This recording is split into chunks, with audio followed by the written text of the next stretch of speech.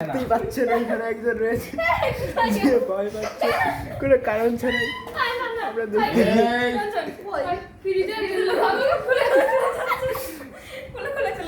দেখুন গাইস, একজন চুপ হয়ে গেছে। সিরিয়াসলি ভিডিও হচ্ছে। দাঁত বেরোয়েছে কিন্তু কয় বছর আগে খবরের ঘরে পড়ে গেছিল। এও হেসে যাচ্ছে, আরে তো শুয়েই পড়েছে, আর এত তো ফ্রিজের লোক খুলে খুলে পড়ছে।